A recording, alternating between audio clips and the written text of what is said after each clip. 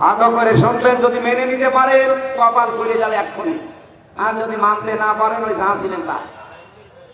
মানিত্তাবাল হুদা বিগাইরিল কোরআন আদাল্লাহুল্লাহ, তিরমিজি শরীফের হাদিস।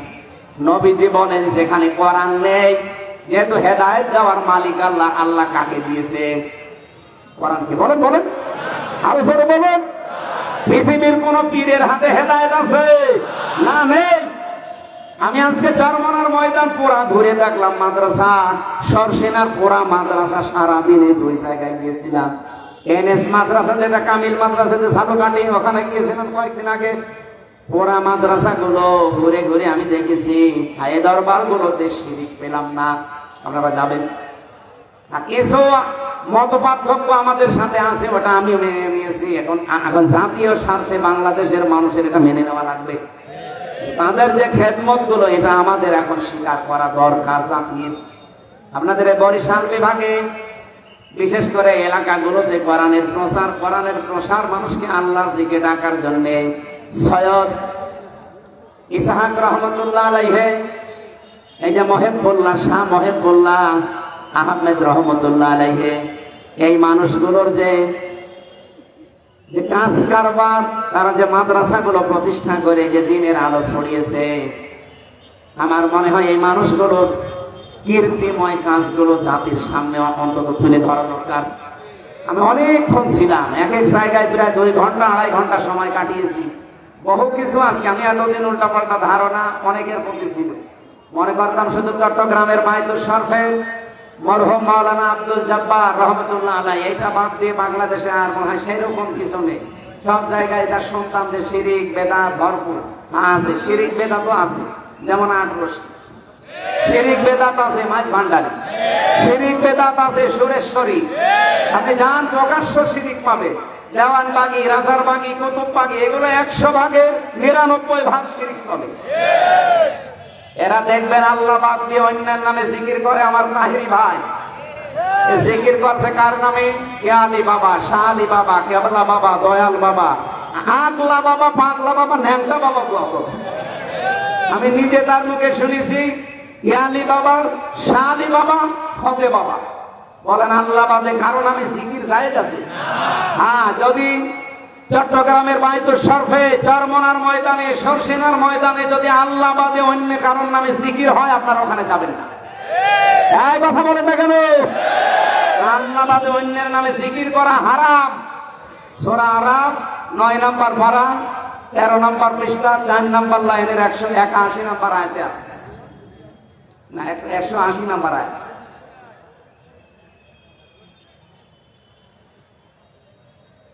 ওয়ালাকাদ যারানা লিজাহান্নামা কাসীরাম মিনাল জিন্নি ওয়াল ইনসি, আয়াতের পরের আয়াত।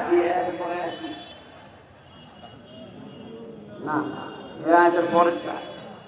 যাই হোক, আমি আয়াত নাম্বার বলে দিয়েছি, বাড়িতে আপনার দরকার বিশ্বাস না হলে মিলিয়ে নেবেন। সূরা আরাফ 9 নম্বর পারা 13 নম্বর পৃষ্ঠা 4 নম্বর লাইনে আছে 80 নম্বর 180 নম্বর আয়াত।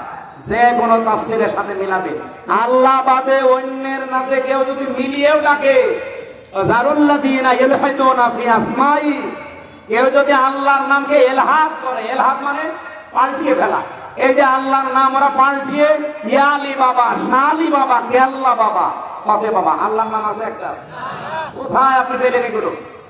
এই জন্য আমি যে সমস্ত দরবারগুলো নিজে দেখে আসলাম, আপনারা দরকার হয় বড় বড় আলেম যারা আছেন দেশে যাবেন দেখতে। যদি দেখেন যে শিরিক বেদাত এখানেও আছে, ওখানে মানুষকে যেতে নিষেধ করবেন। যেহেতু এই সমস্ত জায়গার নিয়মগুলো দেখে আসলাম, এরা জিকির আল্লাহর নামে করছে, এরা দরুদ রাসূলুল্লাহর নামে পড়ছে।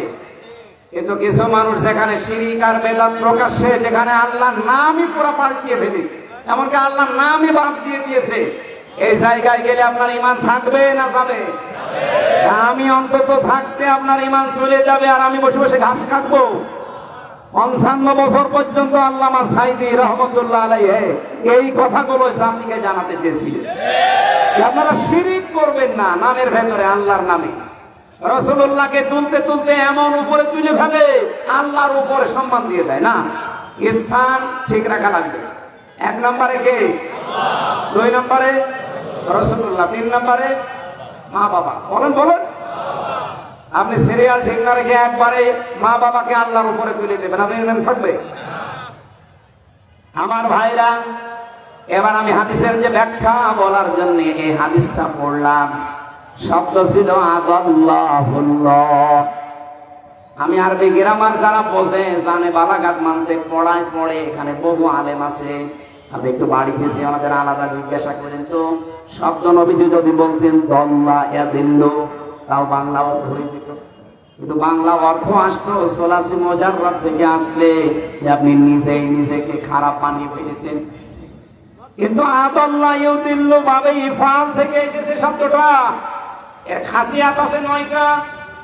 ভাবে ইফআল থেকে যদি কোনো শব্দ আসে তখন বাংলা অর্থ দাঁড়ায় আপনি হয়তো ভালো হওয়ার নিয়েতে কোনো জায়গায় গিয়েছিলেন, কিন্তু কোরআন সেখানে ছিল না, কোরআনের কর্মসূচি ছিল না।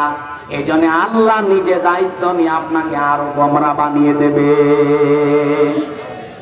পিরোজপুরবাসী, এবার একটা সত্যি কথা বলেন তো, যেই দরবারে কোরআন চলে না, কোরআনের নিয়ম নীতি চলে না, ওই দরবারে যদি আপনি ভালো হওয়ার নিয়তেও চান, আপনাকে খারাপ বানিয়ে দেবে কে? আরো জোরে বলেন। এ পর্যন্ত বিশ্বাস করেছেন নাকি হাদিস আমি বানালাম? আরেকটু নিচে যাব, কয়েকজন বলছে হ্যাঁ, বলেন না কেন? বাংলাদেশে 73টার উপরে এখন রাজনৈতিক দল। কে কি মনে করবেন, খুশি হবেন, রাজি হবেন, দুঃখ পাবেন, আমি ওই দিকে তাকাই না। কোরআন হাদিস সামনে আসলে আমি চোখ বন্ধ করে বলি কে রাজি হবে, কে দুঃখ পাবে, আমার দেখার দরকার নেই। এই 73টা রাজনৈতিক দল বাংলাদেশে, যেই দলের কর্মসূচিতে কোরআন নেই, যেই দলের কর্মসূচিতে কোরআন চলে না, ওই দলের প্রতিষ্ঠাতা যদি আমার বাবাও হয়, আমার স্বামীও হয়, ওই দলে যদি আমি ভালো হওয়ার নিয়তে থাকি, আমাকে খারাপ বানাবে কে? সুতরাং ওই রকম দলে আমি আজকে থেকে আর আছি। কারা কারা নেই হাত তোলেন তো। আপনাদের হাত তুলবেন না, দেখেন তো হাত তোলেনি কে? দেখেন, আলহামদুলিল্লাহ ওয়াজ হয়ে গেছে। আর ওয়াজ করা লাগবে? আর কি ওয়াজ আছে? যেই দলে কোরআন নেই, যেই দলের কর্মসূচিতে কোরআন চলে না, ওই দলের প্রতিষ্ঠাতা আমার বাবা হোক, আমার স্বামী হোক, আমি আর নেই। এই দেশে কি আর কোন দল থাকার কথা? বলেন। আল্লাহ আমাদেরকে হেদায়েত দান। লিল্লাহি তাকবীর। আমাদের প্রধান অতিথি আজকে